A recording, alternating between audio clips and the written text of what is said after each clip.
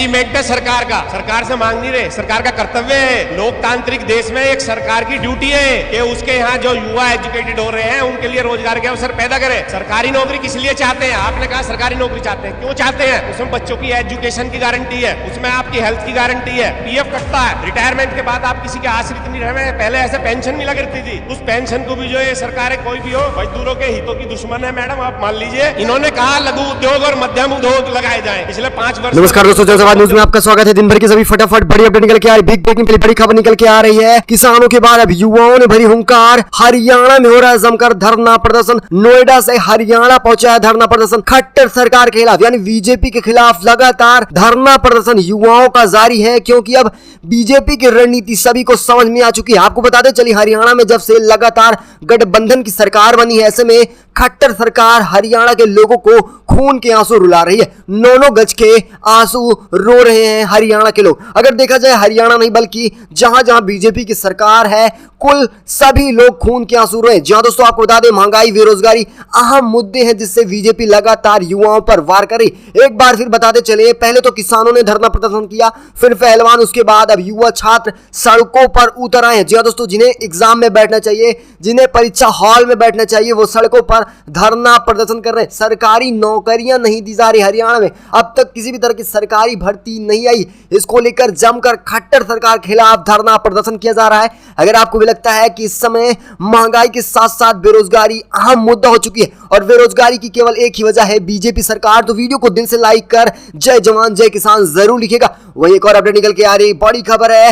अच्छा बताते चले, मणिपुर की लगातार 3 मई से खबरें निकल के आ रही। इसी बीच एक और बड़ी अपडेट निकल के आ रही है, फिर से सुलग रहा है पूरा मणिपुर। 400 दंगाइयों ने तोड़फोड़ की, सुरक्षा बल पर फायरिंग। आपको बता दें, लोकतंत्र पूरी तरह से खत्म हो चुका है। तकरीबन 1.5 माह से हिंसा में जल रहा है मणिपुर। हालात बद से बदतर हो चुके, सामान्य होने का नाम नहीं ले रहा। इलाके में जिस तरह से आप जान रहे होंगे कि 3 मई से ही इंटरनेट सेवाएं बंद है। इसके अलावा देखा जाए, धारा 144 लागू है। इसके बावजूद भी दंगाई लगातार उपद्रव मचाए हुए और ताजा घटना निकल के आ रही कि 400 दंगाइयों ने एक बार फिर से तोड़फोड़ की, पुलिस थाने में लूटपाट की गई। जी हां दोस्तों, सुरक्षा बलों पर ऑटोमेटिक हथियार से फायरिंग की गई। इतना ही नहीं, हिंसाग्रस्त इलाकों में बीजेपी नेताओं के घर को भी निशाना बनाया जा रहा, आग के हवाले कर दिया जा रहा। मामला समझिए, केवल बीजेपी नेताओं के घर को निशाना बनाया जा रहा है। इसका मतलब क्या है? बीजेपी नेताओं ने ही हिंसा भड़काया है मणिपुर में। अगर आपको भी लगता है कि मणिपुर में हिंसा भड़कने की वजह केवल और केवल बीजेपी है, तो वीडियो को दिल से लाइक कर अपना समर्थन दीजिएगा। अच्छा, वही एक और बड़ी अपडेट निकल के आ रही, जहां एक तरफ युवा धरना प्रदर्शन कर रहे हैं हरियाणा में, वहीं दूसरी तरफ देखा जाए तो किसान भी पीछे हट नहीं रहे। नोएडा, ग्रेटर नोएडा में जिस तरह से प्रतिकरण को लेकर धरना प्रदर्शन आज सुबह से ही जारी है, आपको पहले की खबरों में बताया था, वहीं एक बार फिर बड़ी संख्या में नोएडा प्रतिकरण के खिलाफ धरना दिया जा रहा है। हालांकि दोपहर के बाद भी धरना प्रदर्शन जारी है, बारिश के बावजूद भी। ऐसे में किसान प्रतिकरण अधिकारियों के बीच कोई खास बात नहीं हो रही, क्योंकि बारिश झमाझम हो रही। लेकिन इसी बीच धरना प्रदर्शन जारी। किसानों का कहना है कि अब अनिश्चित काल धरना प्रदर्शन किया जाएगा जब तक हमारी मांगे नहीं मानी जा रही। उन्होंने कहा कि 1.5 साल से लगातार मुद्दों से भटकाया जा रहा है, केवल और केवल आश्वासन दिया जा रहा है। आश्वासन से बात समझिए, जिस तरह से पहलवानों को खेल मंत्री आश्वासन दे रहे थे, इसी तरह देखा जाए तो प्रतिकरण वाले मुद्दे पर केवल और केवल किसानों को भी आश्वासन दिया जा रहा है, किसी भी तरह की कार्रवाई नहीं हो रही है। अच्छा, एक और बड़ी अपडेट निकल के आ रही, बड़ी खबर है। कर्नाटक के बाद तेलंगाना में हिजाब का विवाद शुरू हो चुका है, यानी बीजेपी का अंत नजदीक आ रहा है, क्योंकि कर्नाटक में भी हिजाब के विवाद के बाद बीजेपी का अंत हुआ था।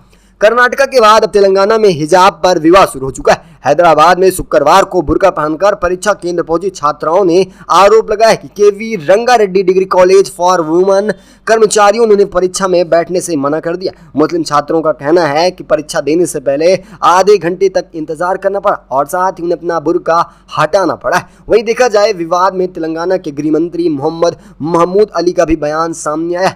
मंत्री ने कहा है कि महिलाओं को जितना हो सके खुद को ढांकना चाहिए। जब उनके केवी रंगा रेड्डी कॉलेज में हुई घटना के बारे में पूछा गया तो उन्होंने कहा कि अगर महिला छोटे कपड़े पहनती है तो समस्या होनी चाहिए, ऐसे में कोई समस्या नहीं। लेकिन देखा जाए, अगर तेलंगाना में हिजाब विवाद को देखा जाए तो इसमें शिक्षा मंत्री की कोई गलती नहीं, जबकि देखा जाए तो सीएम की अहम गलती बताई जा रही है। जिस तरह से तेलंगाना में अब बुर्के को लेकर एक नया विवाद शुरू किया जा रहा है। अगली एक और अपडेट निकल के आ रही, बड़ी खबर है मध्य प्रदेश से बड़ी अपडेट निकल के आ रही है।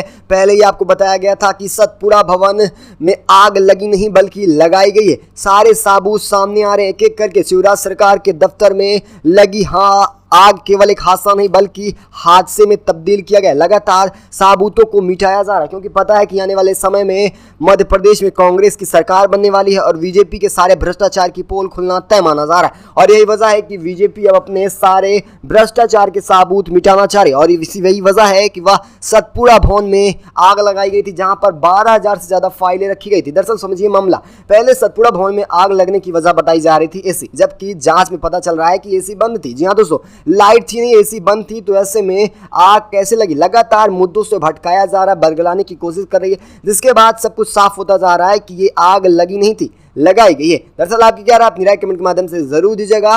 अगली एक और अपडेट निकल के आ रही, बड़ी खबर है, गुजरात से अवैध दरगाह को नोटिस देने से पूरा सुलगा है जूनागढ़। भीड़ ने थाने पर कर दिया पथराव, डीएसपी समेत 4 पुलिसकर्मी हुए हैं घायल। बड़ी अपडेट, सूरत के जूनागढ़ में सड़क पर बनी अवैध दरगाह हटाने के नोटिस को लेकर एक बार फिर रात में जमकर बवाल हुआ था। इस दौरान करीब 500 से अधिक लोगों की भीड़ ने पुलिस चौकी पर भी पथराव कर दिया, बाहर खड़ी गाड़ियों में भी आग लगा दिया गया। एक हमले में डीएसपी समेत 4 लोग घायल बताए जा रहे हैं। हिंसा के बाद एक्शन में आई पुलिस ने करीब 175 लोगों को हिरासत में लिया है और इस घटना के बाद इलाके में पूरी तरह से तनाव का माहौल है, लेकिन फिलहाल स्थिति नियंत्रण में है, किसी तरह का उपद्रव नहीं हुआ है। लेकिन ये केवल और खबरों में बताया जा रहा है, अंदर क्या कुछ चल रहा है या किसी को पता नहीं चलने वाला है। जिस तरह से सन 2002 में हुआ था देखा जाए मुस्लिमों के साथ, वहीं पुलिस पूरे इलाके में गश्त कर रही है। ये सारी खबरें निकल के आ रही है जहां अवैध दरगाह के नाम पर हिंसा भड़काई जा रही है गुजरात में। वैसे गुजरात में देखा जाए तो बीजेपी सरकार है और यहाँ पर अगर अवैध मजार ना हो उसे अवैध बना दिया जाता है, किसी भी तरह से मुसलमानों को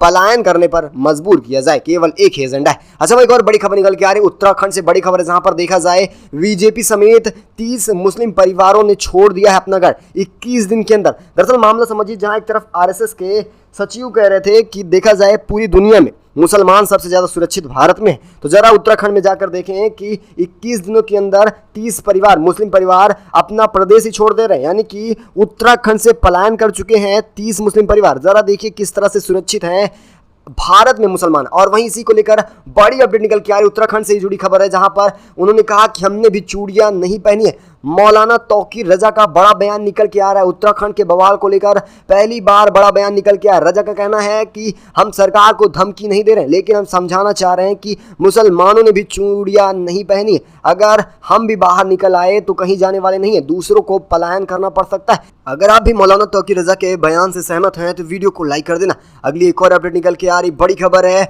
अमेरिका को मिली पहली मुस्लिम महिला संघीय न्यायाधीश बांग्लादेशी नुसरत चौधरी के नाम पर लगा दिया गया मोहर। बड़ी अपडेट निकल के आ रही, वाशिंगटन अमेरिका से अमेरिका सीनेट में नागरिक अधिकार वकील सुनर चौधरी को संघीय न्यायाधीश बनाए जाने पर मुहर लगा दिया गया। अमेरिकी इतिहास में पहली बार कोई मुस्लिम महिला न्यायाधीश बनी हुई है और यह एक बड़ी अपडेट है और करारा तमाचा है हिंदू संगठन को। अगली एक और अपडेट निकल के आ रही है, बड़ी खबर है, महिलाओं के साथ साथ किसान साथ देने वाले हैं। कांग्रेस का नया सर्वे निकल के आ रहा है, पूरी तरह से उलटफेर होने वाली है मध्य प्रदेश चुनाव को लेकर। मध्य प्रदेश विधानसभा चुनाव को केवल कुछ समय बचा हुआ है, ऐसे में बड़ा सर्वे निकल के आ रहा है। इसमें प्रदेश की 230 सीटों पर सर्वे किया गया, इसमें लोगों की राय देखी गई, जिसमें देखा जाए तो 63% व्यापारिक लोग और 60% किसानों का कहना है कि इस बार बड़ा बदलाव होने वाला है और नए उम्मीदवारों को हम चुनना चाहेंगे। जी हाँ दोस्तों, आपको बता दें कि कल ही खबर बताया था कि इस बार राहुल गांधी काफी ज्यादा नए नेताओं को चुनावी मैदान में उतारना चाहे और वहीं कमलनाथ के बयान से भी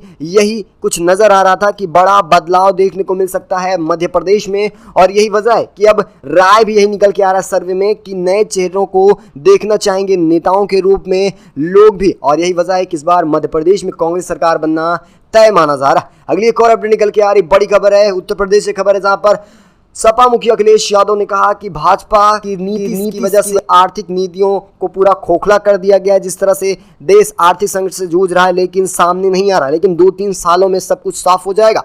समाजवादी पार्टी के राष्ट्रीय अध्यक्ष एवं पूर्व मुख्यमंत्री अखिलेश यादव ने कहा है भाजपा सरकार की गलत आर्थिक नीतियों की वजह से देश खोखला बनता जा रहा है, चाहे वो नोटबंदी हो, जीएसटी से लेकर कारोबारी जलटाव, भ्रष्टाचारी, टैक्स तंत्र, सरकारी उत्पीड़न क्यों न हो, करोड़पतियों को इस देश में ध्यान दिया जा रहा है, किसानों पर मुद्दे पर बात नहीं होती, महंगाई पर कोई ध्यान नहीं दे रहा है और बेरोजगारी की बात न की जाए। लगातार आर्थिक संकट से जूझ रहा है भारत, लेकिन इस यह केवल खोखला भारत बन चुका है और इसके पीछे बीजेपी का हाथ है। उन्होंने कहा कि अभी समझ नहीं आएगा, आने वाले 2-3 सालों में सब साफ हो जाएगा किस तरह से पूरी तरह से बीजेपी वालों ने पूरी तरह से भारत को खोखला कर दिया है। अगली एक और अपडेट निकल के आ रही है, दिल्ली से बड़ी अपडेट है, जहां पर लगातार बीजेपी दिल्ली को गिराना चाह रही है, यानी केजरीवाल सरकार को। लेकिन वहीं केजरीवाल सरकार में दिल्ली बना है टॉप 10 स्कूलों में आया है दिल्ली के सरकारी स्कूल। बड़ी अपडेट निकल के आ रहे, लगे रहो केजरीवाल। दिल्ली के एमसीडी स्कूलों को मिला है वर्ल्ड बेस्ट स्कूल अवार्ड। बड़ी अपडेट है, आपको बताते चले एमसीडी का स्कूल दुनिया के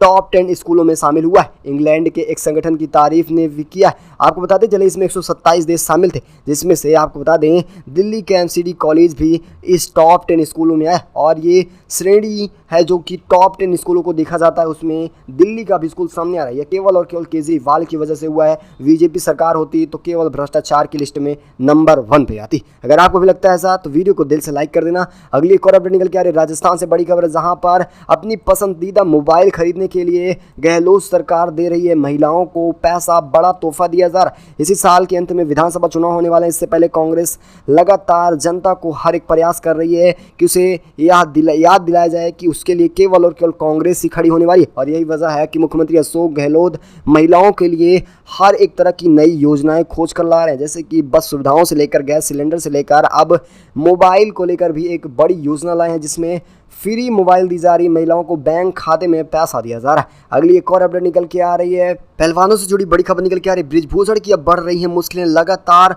फोटो वीडियो चार्जशीट के साथ दायर की जा रही है। बड़ी अपडेट निकल के आ रही है, भारतीय कुश्ती महासंघ के पूर्व प्रमुख और भाजपा के वर्तमान सांसद बृजभूषण सिंह के खिलाफ लगातार यौन शोषण आरोप को लेकर दिल्ली पुलिस अब कुछ सक्रिय होती नजर आ रही है। चार्जशीट दायर हो चुकी है। महिला पहलवानों द्वारा दी गई 6 शिकायत में कम से कम 4 में फोटो साबूत भी दिए गए हैं, कथित तौर पर वीडियो भी शामिल है। इसमें 3 मामलों में भी वीडियो का साबूत दिया गया।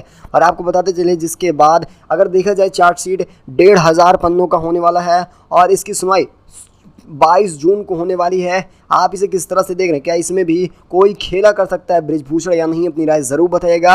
अगली एक और अपडेट निकल के आ रही है, विपक्षी एकता को लेकर बड़ी खबर है। 24 की विपक्षी एकता पर कुछ अटकलें लगाई जा रही हैं। अभी आपको बता दीजिए पटना में जिस तरह से 23 जून को विपक्ष की होने वाली बैठक से पहले पश्चिम बंगाल की मुख्यमंत्री ममता बनर्जी ने एक बार फिर से कांग्रेस को आड़े हाथों लिया है। उन्होंने 2 टूक शब्दों में कहा कि वे कांग्रेस को लोकसभा चुनाव में सिर्फ एक शर्त पर समर्थन देने को तैयार है, अगर वे राज्य में सीपीएम को अपना समर्थन ना दे तो। और पंचायत चुनाव में कांग्रेस अपने सीपीएम चुनाव के साथ खड़ी हो रही है तो ये फिर उनकी मर्जी है, तो वो जाने रहे हैं कि आखिर लोकसभा चुनाव में क्या होने वाला है। ये पूरा 2 टूक बात किया गया है कि आखिर वो अपने जिस तरह से लगातार कांग्रेस सीपीएम के समर्थन में रहा है, अब वही समर्थन ना कहने को कह रही है ममता बनर्जी। ममता बनर्जी का कहना है कि पश्चिम बंगाल में वो मेरा समर्थन करे, ना कि युवा कांग्रेस सीपीएम का समर्थन करें। आप इसे किस तरह से देखते हैं, अपनी राय कमेंट के माध्यम से जरूर दीजिएगा। अगली एक और अपडेट निकल के आ रही है, मस्जिद के अंदर नमाज पढ़ते समय भिड़ गए बीजेपी और सपा के समर्थक, जमकर चले हैं लात घूसे। 8 को किया गया है अरेस्ट। बड़ी खबर है, उत्तर प्रदेश के शांबल से निकल के आ रही है। उत्तर प्रदेश के शांबल में जुम्मे की नमाज के दौरान मस्जिद के अंदर बीजेपी और समाजवादी पार्टी के समर्थकों के बीच मारपीट हो गई। ये मामला रजपुरा का है और यहाँ पर जुम्मे की नमाज के दौरान मस्जिद के 21 दुकानों के किराए को लेकर सपा और बीजेपी समर्थक के बीच लड़ाई हो गई। देखते ही देखते लड़ाई में लात घूसे मारपीट होना शुरू हो चुके और समर्थकों के बीच जमकर लात घूसे चले। इस घटना की सूचना लगते ही फौरन पुलिस पहुंचती और फौरन पुलिस मौके पर ही 8 लोगों को गिरफ्तार कर लेती है। और देखा जाए तो लगभग 3 दर्जन के खिलाफ FIR दर्ज हो चुका है और इसमें 8 लोग अभी भी अरेस्ट हैं। आप इसे किस तरह से देख रहे हैं, अपनी राय कमेंट के माध्यम से जरूर दीजिएगा। अगली और अपडेट निकल के आ रही है पश्चिम बंगाल से बड़ी खबर, जहां पर केंद्रीय बलों की तैनाती को लेकर सुप्रीम कोर्ट जाएगी अब बंगाल सरकार। कलकत्ता हाई कोर्ट ने दिया था बड़ा आदेश। बड़ी खबर निकल के आ रही है, कलकत्ता हाई कोर्ट द्वारा पंचायत चुनाव के लिए राज्य में केंद्रीय अर्धसैनिक बलों की तैनाती के आदेश को 2 दिन बाद पश्चिम बंगाल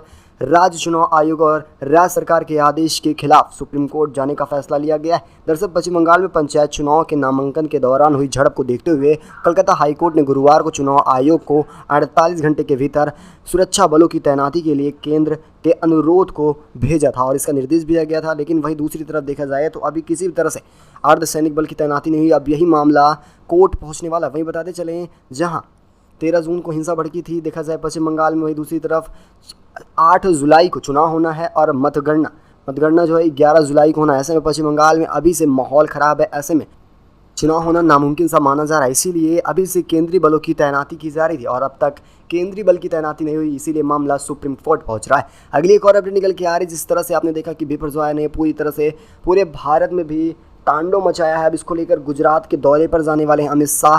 तूफान और नुकसान का जायजा लेने वाले हैं केंद्रीय गृह मंत्री अमित शाह।